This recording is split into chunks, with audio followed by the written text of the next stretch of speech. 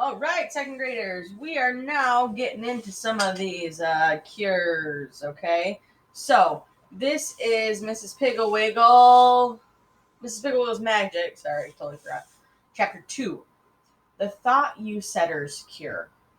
Okay, this is a very long chapter, so there's going to be 4 parts in this chapter. Okay, so this is chapter 2, part 1. Mr. Burbank absently reached from behind his newspaper for the sugar bowl.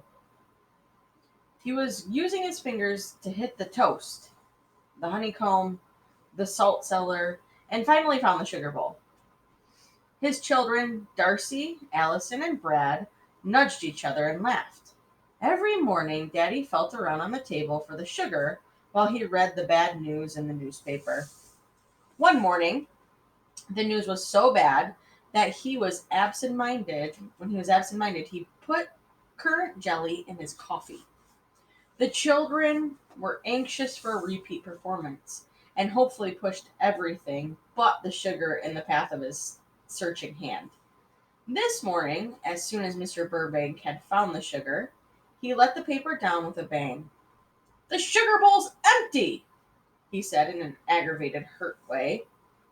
Mr. Burbank, who was buttering his toast, or Mrs. Burbank, who was buttering her toast, said, "Darcy, run out to the kitchen and fill the sugar bowl, dear. The sugar's in the big red can." Darcy obediently got up, took the sugar bowl, and went out to the kitchen.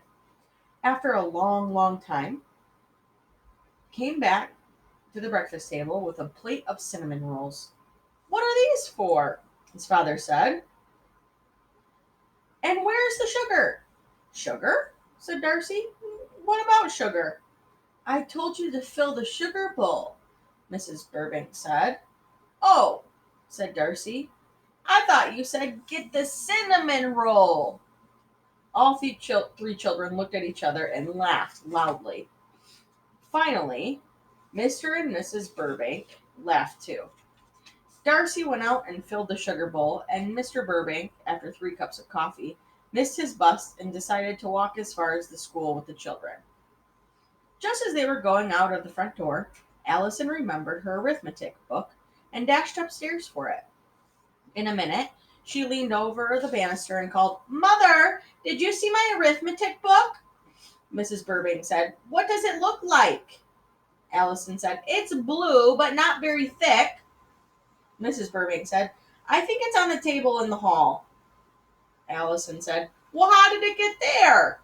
Mrs. Burbank said, "Out where? I said it's on the table in the hall."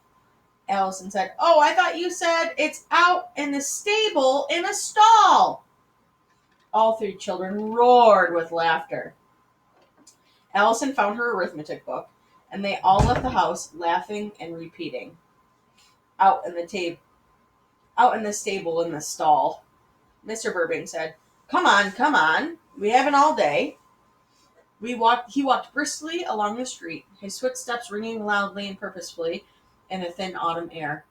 The children giggled and jostled along behind him, their progress so uneven and so broken by thought, you said, and shrieks of laughter, that Mr. Burbank reached the corner first.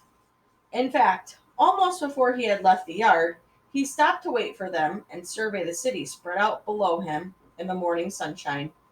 He was glad he lived on a hill. He was glad that he was alive, and he was glad that he had a little boy 9, a little girl 7, and a little boy 6. When the children had caught up with him, he said, "Look, children, see how beautiful this city looks from up here? Watch the fog rise over there." "Where's the dog?" said Bard.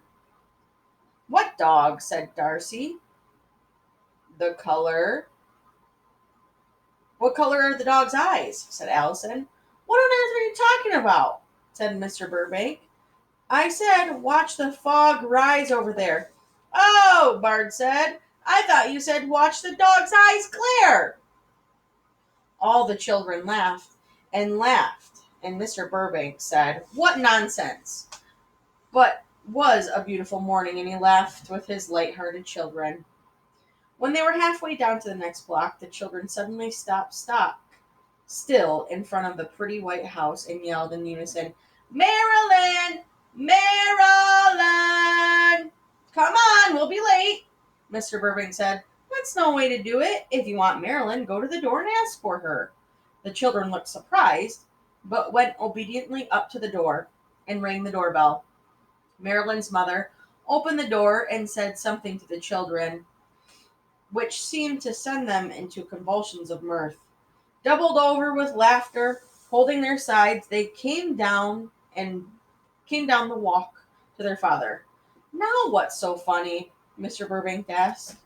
"Darcy said Marilyn's mother and Marilyn fell in the toaster and is burnt up dead," Mr. Burbank said. "What did Marilyn's mother really say, and why isn't Marilyn going to school?" Allison said, "She said Marilyn fell in the coaster and hurt her head, and Darcy thought she said Marilyn fell on the toaster and burned her up dead." She went into another bit of laughter. Mr. Burbank didn't laugh. Instead, he bent down and examined Darcy's ears, which were large and pink and soft and quite clean. "They should work," Mr. Burbank said, looking at the children's ears. They all seemed quite normal. The children wanted to know what he was doing. Bard said, "What are you doing that for, Daddy?" Mr. Burbank said, "I'm trying to decide whether I should get you an ear trumpet." "A beer trumpet? What's that?" he said. The other children repeated after him, "Root beer crumpet, root beer crumpet." They all laughed, but Mr. Burbank, who had had enough, he said, "Come on, I'll supervise a race to school. On your marks, get ready, set, and go." When Mr. Burbank reached the office, the very first thing he did was call Mrs. Burbank. He said, "Mary, our children have our children ever had scarlet fever?" She said, "Now that you think of it, Bernard."